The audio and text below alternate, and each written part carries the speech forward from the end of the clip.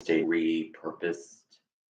I think if we have service days like MLK Day or, I know they have parades for Columbus Day. I'm not saying we can't learn from history, but there are a lot of, I was just thinking about this morning, there are a lot of famous people, good and bad, who don't have a day. So, and I speak as an Italian American, half Italian American. Quick sip of coffee. I'm going to make this very, very quick because I only have 8 books to run through very quickly. I'm glad you're here. This is Living and Loving with Lana. One of the things we focus on here is books, book wrap-ups, TBRs. I am not doing any TBR videos right now. If you've been following this channel for a while, you know that I am not focusing on that at this moment, but I'm making sure I do my wrap-ups. And thank goodness, because I didn't want to get too far behind. I'm a little bit late with this video. I'm going to try to do them at the end of every month, but better late than never, I guess. Mr. Rogers t-shirt, shout out to Fred Rogers. My appearance is a little bit better than it normally is today. I'm obviously trying out a different shooting block. You see my Keurig in the corner, just getting the feel of my kitchen. Still trying to figure out my space issues and everything. This video, this channel is going to have a lot more videos coming down the pipe about a variety of topics: spirituality, tarot, astrology, movies, music. I just have not had the time to do as many videos as I wanted to. I may even go into a little bit of politics, a little bit of reaction videos, maybe coming down the pipe, antiques,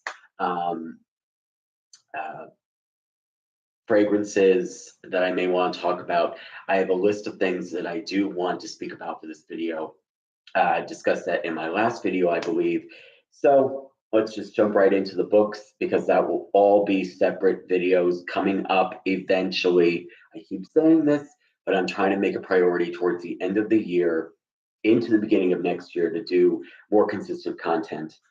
So I'm not going to go into format of books, because the majority of my books were either paperbacks or hardcovers from the library. I've been primarily going to the library right now.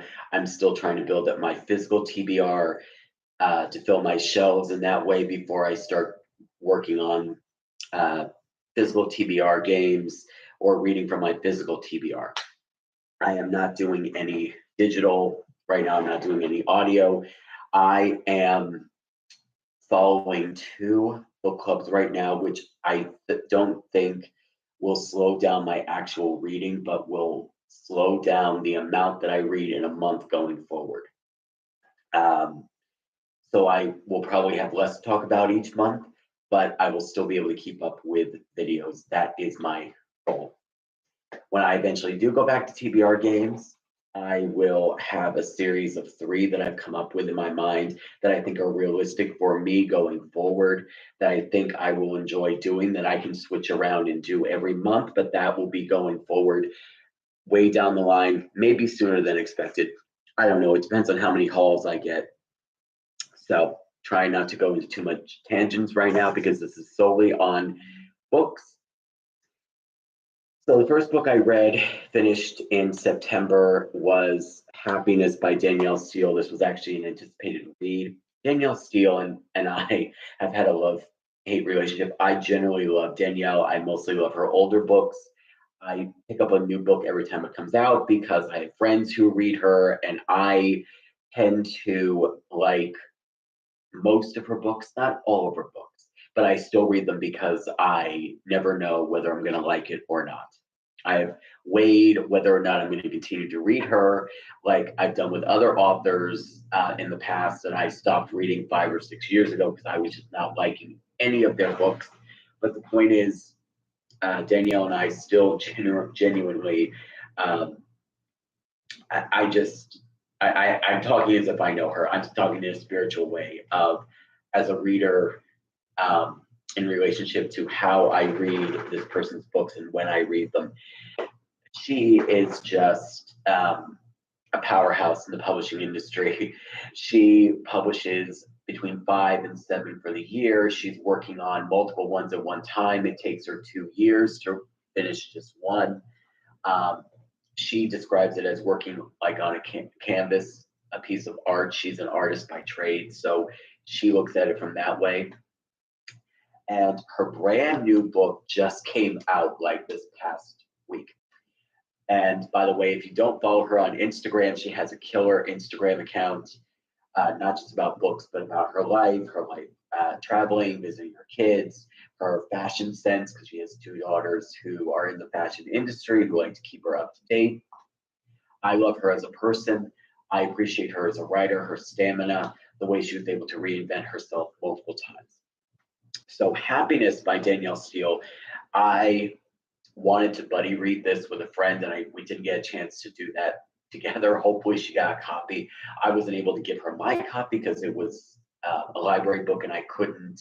I was able to renew my copy, but I was unable to get it to her in time. I personally wanted to get it to my friend in time for Labor Day weekend so she could at least have it on Labor Day weekend. That did not happen. I did not get a chance to see her. But anyway, this was actually a very beautiful, sweet story. It's about a woman who did not have a very easy life growing up. She had a very famous father who was a writer and very reclusive, very disturbed man, and she never could quite get close to him. As she gets older, she falls in love with the wrong people. She has to reinvent herself multiple times before she, um, and I'm forgetting it now, if her father was a musician. I don't have the book in front of me because it's back at the library, but her father was a notable person, either a musician or a writer. She becomes a successful writer literally in her 40s. She writes these really almost like Ruth Ware, kind of, if I had to put it in the context of a popular novelist, she writes these like Ruth Ware kind of stories, very graphic, very detailed oriented suspense thrillers that just blow up. I mean, she reinvents herself and she writes about 5 or 6 before she discovers and finds out that she has inherited an entire castle, an entire estate um, in Europe that was associated with her father and his family, which she knows nothing about. And without getting too much away, she basically goes on this journey of finding happiness and what happiness means and how you can have multiple bouts of happiness throughout your life. And she goes on the self discovery for herself, but also for her father. And in her father's memory, she struggles with taking this estate. I will not give out too much more. It's just a beautifully written, very summary, very, although I think you could read it any time of year. Danielle is so good at doing research and really understanding the pulse of the human condition. So, Happiness by Danielle Steele, definitely a good pick for Danielle. And I think her new book is called Second Act, and it just came out this week. We can look that up later. I only have 8 books out of the 41 that I tried to read. I'm not going to focus on all of them, just going to focus on the 8 as I always do. The House is on Fire by The House is on Fire. I'm reading my list here. House is on Fire by Rachel Beanland. This was one of my this was one of my most anticipated books of the year, and I'm pausing because I'm remembering how much I wanted to read this book, how much I was looking forward to this book, and then how much I loved it when I read it. I am so glad it was not a DNF for me. The House is on Fire is a historical fiction novel based on an actual event that happened back in the turn of the century. And this very famous theater in the Midwest, I'm pretty sure, if I remember correctly, I can't remember the exact location. I wish I had once I finish these books, I send them right back to the library. But House is on Fire tells a story of, in the concept of the week leading up to and throughout, and a little bit of the aftermath of this terrible theater fire that affected an entire community, and not only its actors and the people associated with the theater, but how it sort of ripple affected throughout the community. That is, as much as I can remember without giving anything away, it is a beautifully written um, book. It is not too long, it is not too thick. It's about 350 pages. It's not that long. It's not written in a very long way. It goes back and forth between multiple characters throughout the story and the different days of the week. So you follow them chronologically in this week, leading up to and through this horrific event. I saw an interview with Rachel Beanland um, several months ago, talking about this book, and it was so interesting to hear her talk about her research process, and um, just an incredible, I forget what other books she wrote, but I didn't read that one, but I was definitely interested with this one. The House is on Fire, one of my most anticipated reads of the year. And I love when this happens because it rarely happens where I have an anticipated read and it actually does not disappoint me. That actually happened in September, and I'm so happy and proud of that. The next one that I finished was Audition, which was actually a reread for me by Barbara Walters. Barbara Walters, as we recall and remember, she passed away at the end of last year, beginning of this year. I love Barbara Walters. I admire her a great deal. I binge watch her interviews before she died, and I was definitely binge watching them after she passed. Rest in peace, Barbara Walters. And so I felt like I needed to reread her biography, Audition. It is just an amazing book. If you haven't read it, it was published maybe 12, 13 years ago. Actually, no, more like 13, 14 years ago. I keep thinking that I keep forgetting that 13 years ago I graduated.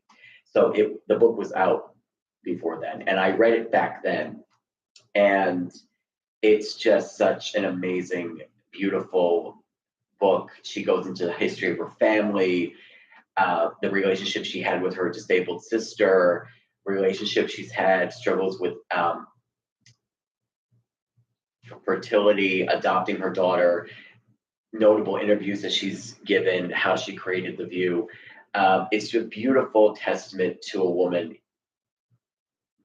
to an incredible reporter who changed the face, changed the trajectory of broadcast journalism and really broadcast television in a way forever. Rest in peace, Barbara Walters. So glad I reread that, and so glad that I was able to stick with it a second time around, because that doesn't always happen. You Are Special by Fred Rogers was the next book that I finished. This was a sweet little book. You Are Special, which is inspired by and based on the song that Fred used to sing often on his show, You Are Special. My voice is not working this morning. It doesn't ever really work. I don't know. So this is basically anecdotes and poems and just little tidbits about life, how to get through life. It's not a how-to, or it's just a sweet little vignette of little sayings and poems and just little tidbits about life, as I said.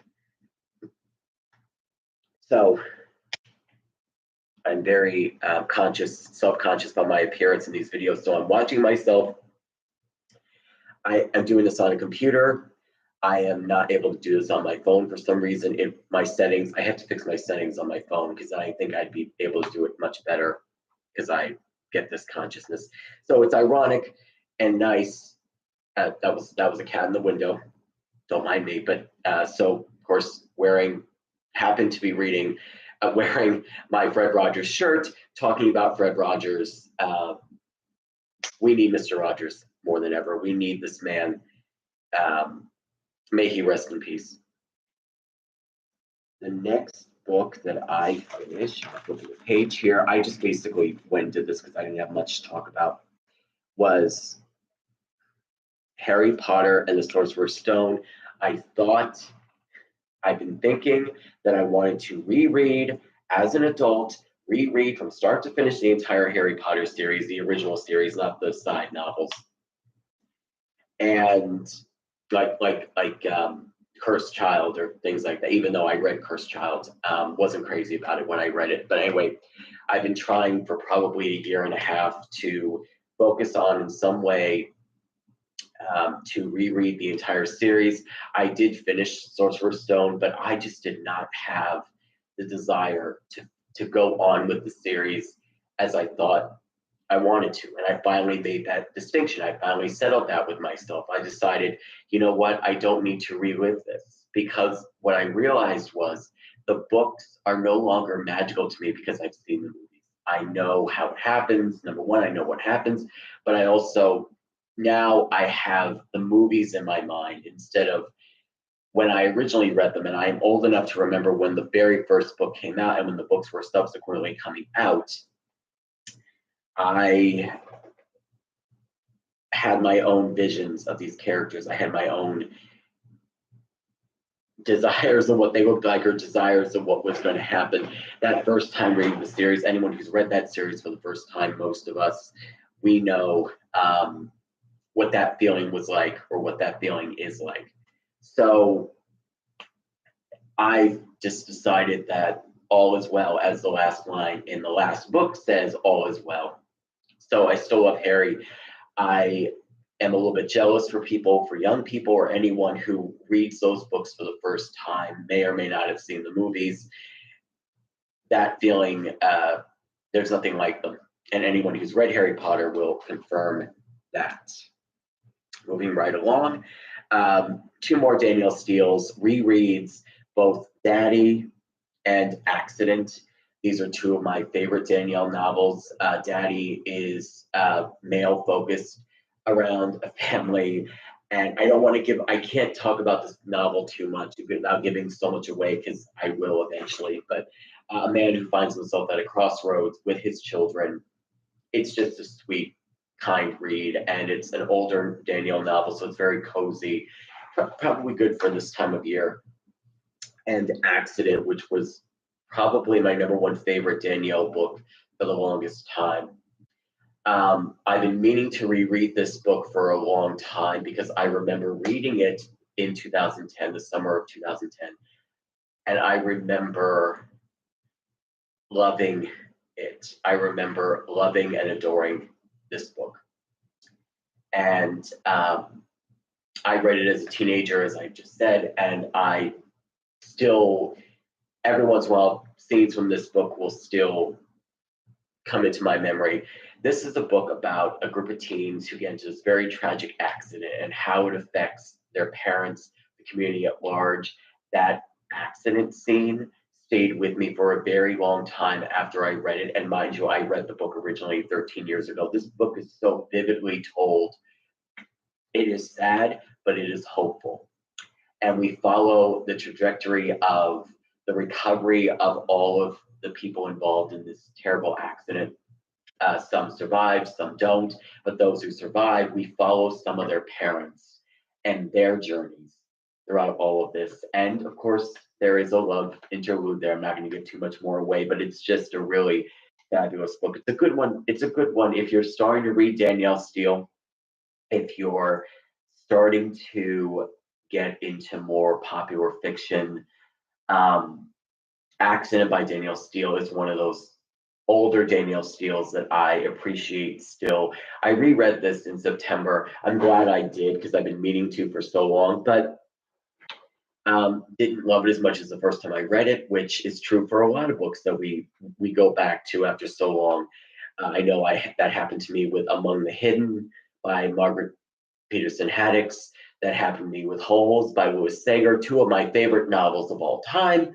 But of course, I went back to them years after and saw them from a different perspective. So, but still great Danielle Steele books there, and great books, two other books that I just mentioned. And that's it. That feels like it was 8. And I'm gonna end this video within the next minute or so because I didn't want to take too long. And I feel like I stayed on topic and I don't want to go off topic. So definitely gonna have more videos varying all kinds of topics. There are so many things I want to talk about, discuss. Possibly will be following my trans journey. Eventually going to do that. Definitely want to talk about mental health. This channel is going to have a whole bunch of things. I keep saying that for the last 2 months. I just need the time and the space to do that. There's a lot of good things happening right now. And just trying to work on myself and get better.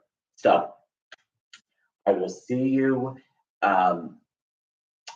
in a couple of days, hopefully, if I can get myself together for a video. The next wrap up will be at the end of October.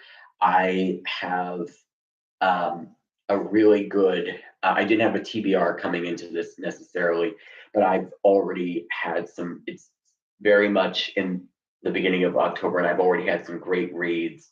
And wanted to point out very quickly, once more, I didn't get to the names of the book clubs that I'm following. I'll give you one of them, Historical Hellions, which is run by Books with Samantha, and Peace Love Books. And I will try to tag them in this video. This month, I am forgetting the title of this month's book. Last month's was Phantom in Time by Erica Ridley. I did not get a chance to get a copy of that book, but I will try to update. I will definitely look up the title of this month's pick. Hopefully I can get a copy soon. And basically Historical Hellions is, they read historical romances, paperbacks, published before the year 2000. So it's all classic historical romances. And really fun group, really great discussions at the end of the month. And I will try to tag their YouTube channels here, look them up on social media, and keep up to dates on Instagram and Facebook. Mostly Instagram, that's where I follow them, and YouTube. So great channels, follow them frequently. I personally do. And they inspired me to read more historical fictions because I wanted to love historical fictions, but I didn't know which authors to go with. I didn't know how to find some of them. I discovered new novels through their channels. I'm going to be gushing too much because I appreciate their channels so much. So that's that. And then my other book club is more friends based. It's more not the TV show Friends, like more like people I know. We're getting together and we're starting a book club where we actually are reading. When we meet every week, we are reading parts of the book and then we read another section of the book for the rest of the week. And then we come back and we keep doing it. So we finish the book by the end of the month. We discuss it and then we jump right into the next book. So that book we're reading this month is Lessons in Chemistry by Bonnie Gamas. I'm messing up that title. I don't want to run and get my copy. I wish I had thought of that ahead of time. But anyway, probably not going to be doing any mid-month vlogs, probably on terms of books. Don't have any TBR games right now because I don't have enough on my TBR, physical TBR, to really do a game of any sort. So trying to build up my shelves in any way that I can, getting free books, getting books for discounted wherever I can. Another sip of coffee. Thank you guys. Definitely working on the timing of my videos, aren't we all? Let's continue to grow this channel together. All right. I'll talk to you soon. Hopefully I didn't leave anything out, or hopefully I didn't stop myself mid-sentence in any way. That's just me thinking out loud. Okay, guys. I'll see you soon. Happy Sunday. Happy 3-day weekend. Bye-bye.